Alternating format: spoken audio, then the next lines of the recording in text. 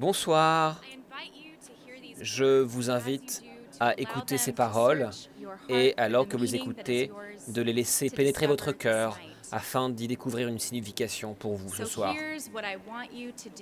Donc voilà ce que je veux que vous fassiez avec l'aide de Dieu.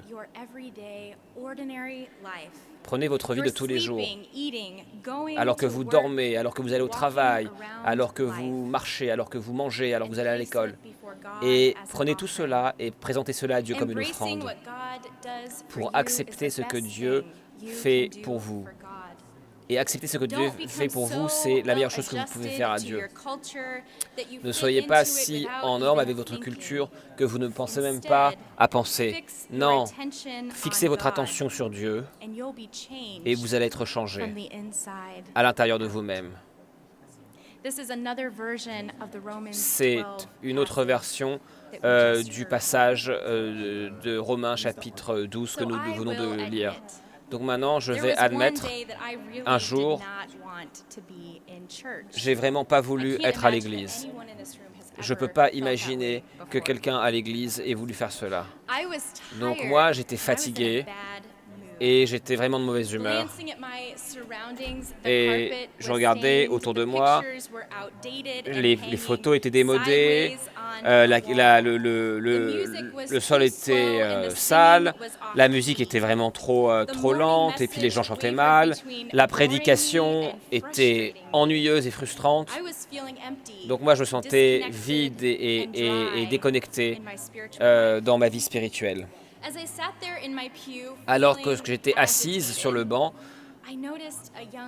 j'ai regardé une fille qui était en train de collecter l'offrande. Et pendant un instant, la lumière du soleil est venue à travers une fenêtre et son visage et ses cheveux sont devenus tout lumineux. Et j'ai vu qu'une femme lui a donné quelques dollars et a souri pour l'encourager dans ce nouveau rôle ministériel. Et tout d'un coup, je me suis trouvé dans un espace sombre qui est devenu tout illuminé. Les larmes sont venues à mes yeux pour aucune raison. C'était une vision momentanée. J'étais surpris par le sentiment d'amour et de chaleur qui m'a envahi. Cet espace vide qui était en moi il y a quelques moments, tout d'un coup se trouvait plein en spiritualité.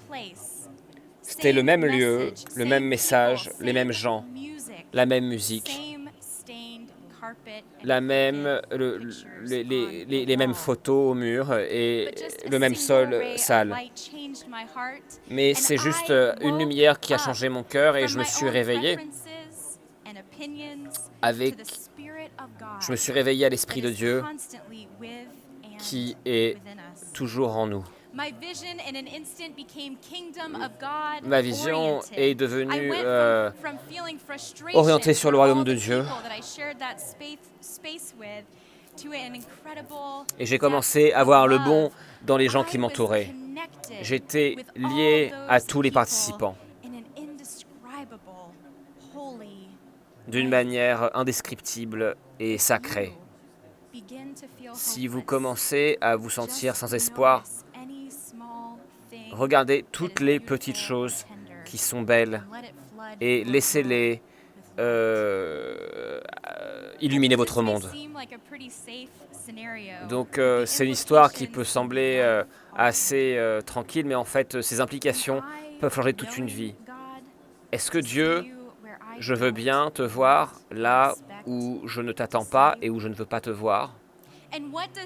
Et qu'est-ce que ça signifie de dire que je peux te rencontrer dans ces lieux où je ne t'attends pas? Est-ce que je veux bien avoir mes attentes de toi et mes images de toi changer pour te rencontrer là où je suis, là où tu es, comment est-ce que cela peut changer ma vie? Et si je suis à l'école avec une personne que je n'aime pas, et tout d'un coup, je suis éveillé à ton esprit qui est en elle, et si je suis en train de marcher, et si je suis en train de conduire sur le chemin, et que je vois quelqu'un qui a besoin d'aide, et si je rencontre ton esprit là, ça peut détruire tous mes plans. Et si je vois une injustice dans ma ville, et si ton esprit a le potentiel de la justice, et que je sens mon propre cœur qui bat avec le désir de répondre, et si je vois ton espoir en moi, et si toutes les excuses ne sont pas assez bonnes, ne sont pas assez intelligentes, ne sont pas assez populaires, ne sont pas assez, et si je suis confronté à l'amour et l'appel de ma vie, et alors, qui puis-je devenir si je commence à voir les autres et moi-même à travers cette lumière radicale et qui surprend la lumière de ton esprit? Jusqu'à où est-ce que je peux aller? Et si je commence à voir l'Esprit de Dieu partout, tout autour de moi, à quoi va ressembler ma vie alors? Dans la tradition chrétienne, les moments comme cela, on les appelle des expériences de conversion. Et je pense qu'ils se produisent non seulement une fois, mais encore et encore et encore dans notre vie. Donc une des définitions de la conversion, c'est de changer une manière différente pour que cela puisse être utilisé de manière différente. Que vous ayez 17 ans ou soit 10 ans, je peux vous dire que l'esprit est toujours à l'œuvre pour changer votre cœur.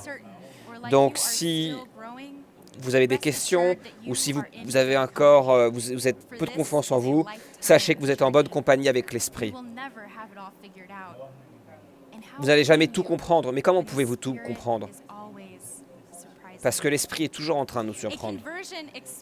Une expérience de conversion, c'est une expérience intérieure de transformation qui change les manières dont nous vivons dans le monde. C'est un changement authentique de cœur qui résulte toujours dans un changement de vie, même si ce changement est petit et particulièrement dans les détails. Parfois, cela vient comme un manque de confort tout petit qui n'était pas présent avant. Est-ce que vous avez déjà eu un moment comme celui-ci où vous réalisez tout d'un coup qu'il y a une déconnexion entre ce que vous ressentez à l'intérieur et ce que vous expérimentez? Nos Écritures nous disent ne soyez pas tellement si ajustés à vos cultures que vous n'y pensez plus. Nos actions révèlent plus sur ce que nous croyons vraiment que le font nos paroles. Mais cela prend beaucoup de courage pour vivre le changement que nous ressentons. Il y a une citation d'une religieuse que j'aime beaucoup. Le jour est venu où le risque de demeurer tranquille était plus douloureux que le risque que ça prenait de fleurir. Lorsque quelque chose change, nous sommes ouverts, nous sommes quelque chose fleurit en nous. Parfois, la vie semble moins satisfaisante. Le status quo n'est plus assez bon. Même si vous avez peur, de vivre ces changements qui ont été placés dans vos cœurs, tout d'un coup, l'option de ne pas répondre devient douloureuse. Si c'est là où vous vous trouvez ou si vous avez été dans cette situation, alors félicitations. Vous êtes dans ce territoire de l'esprit, de faire de la transformation, et ça peut être quelque chose de terrifiant et de merveilleux. Dieu vous invite à ces moments avec beaucoup d'amour. Allez de l'avant. Soyez celui que je vous appelle à être. Cette vie plus pleine et plus remplie à laquelle je vous appelle, vous allez la trouver alors que vous répondez à mon esprit qui est partout et en toutes choses. En Californie du Sud, Mon mari, Zach et moi, on travaille avec un groupe œcuménique. Je ne vais jamais aujourd'hui oublier mon cœur qui battait la première fois qu'on a manifesté avec des travailleurs qui gagnaient très peu d'argent. On a crié pour l'égalité en plusieurs langues. On était visible et on était vulnérable à toutes les critiques. C'est quoi qui bat fort dans mon cœur? Est-ce que c'est la peur? Est-ce que c'est l'insécurité? Ou est-ce que c'est le rêve de la justice qui devient réel?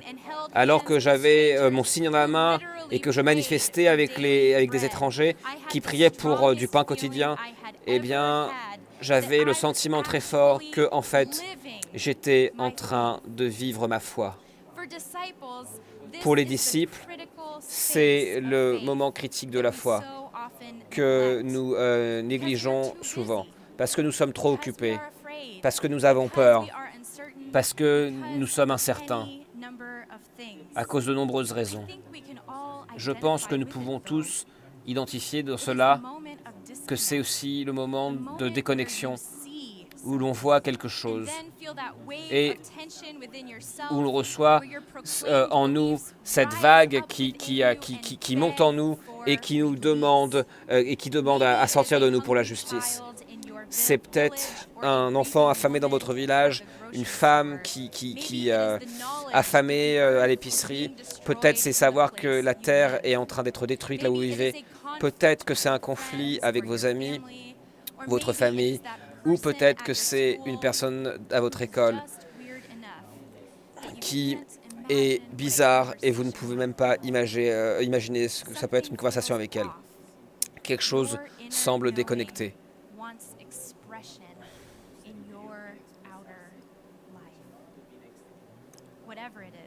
Quoi que ce soit, c'est un moment avec Dieu où la mission naît ou meurt dans les détails de tous les jours et dans les rencontres de tous les jours de notre vie. À quoi ressemble ma vie en tant qu'offrande qui écoute? Nous demandons cela et nous avons peur de la réponse. Et pourtant, nous attendons cette réponse avec impatience. Est-ce que vous pouvez rassembler le courage de vivre ce que vous croyez? Mais ces croyances sont questionnées, même si elles sont incomplètes. Le rocher de la compassion qui vient de notre humanité partagée et de ces moments d'injustice, c'est assez pour créer un flot de tension sainte en nous. C'est un moment important, mais dans ce moment, on voit le pouvoir transformateur de l'esprit, si nous voulons bien voir cela. Le plus grand danger dans notre monde aujourd'hui, c'est que nous, en tant que chrétiens, nous allons apprendre à ignorer ces sentiments de déconfort et ces moments d'injustice. Que nous allons décider de dénoncer ce qui ne va pas. Et c'est comme ça que notre foi devient réelle dans un monde qui demande à ce que notre foi s'exprime pleinement et devient pleinement réelle. Je vous demande de faire que cela ne se passe pas dans votre vie. Le monde a besoin de vous. Il a besoin de vous éveillés et réveillés et prêts à répondre. Selon les mots de notre texte, lorsque vous fixez votre attention sur Dieu, vous allez être changé à l'intérieur de vous-même et vers l'extérieur. Dans la communion, Jésus invitait les disciples à prendre leur vie de tous les jours et à la placer devant Dieu comme offrande.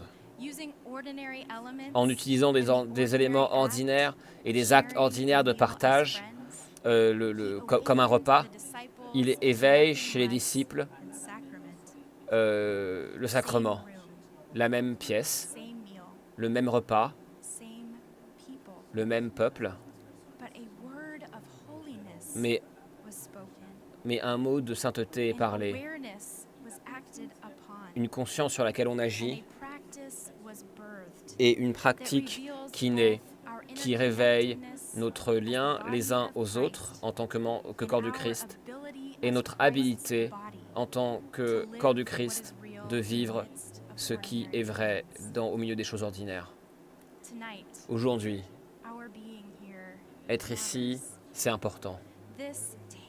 Cette table devant nous est importante. Ce sacrement de communion est important. Ce dont le monde a besoin, c'est des gens qui voient vraiment la transformation divine qui transforme le monde. Que ce soit dans le visage d'un étranger ou d'un ami, l'invitation de Dieu pour nous se trouve dans les détails de notre vie quotidienne. Et elle nous attend pour que nous voyions, pour que nous nous réveillions et pour que nous vivions. Puis cette table de communion être un temps ce soir où nous voyons plus profondément. Puissions-nous vraiment ressentir la texture du pain dans notre bouche, puissions-nous ressentir le sucre du jus, puissions-nous voir que nous sommes, voir ces emblèmes qui symbolisent notre profond espoir pour ce qui est possible dans notre monde. Puis cette table être une manière de voir awaken within us this holy discomfort. This discomfort that allows us to live in that God space of possible response. That space where we are invited not to become numb, but to feel and be alive. The peaceable kingdom, Jesus reminds us, is not. Le royaume de paix, Jésus nous dit, n'est pas très loin. Il est ici ce soir, avec nous, là où nous vivons, là où nous allons. Ce royaume de Dieu est dans le pain qui est partagé, dans les vies partagées, dans les mots qui sont parlés. Il est partout, ce royaume. Que ce soit sur le grain ou sur le sourire de la personne en face de vous, ou chez l'enfant qui est affamé dans votre communauté, chez la personne dans votre école qui mange son repas toute seule à la cantine. Et c'est notre volonté d'être toujours ouvert et transformé. Quoi que ce soit qui éveille l'esprit et transforme l'âme, c'est là où Dieu vit. C'est là où la mission commence. Et donc ce soir, puissiez-vous trouver au fond de vous-même tout le courage dont vous allez avoir besoin pour faire les changements que vous avez besoin de faire. C'est ma prière, avec amour pour vous tous. Amen.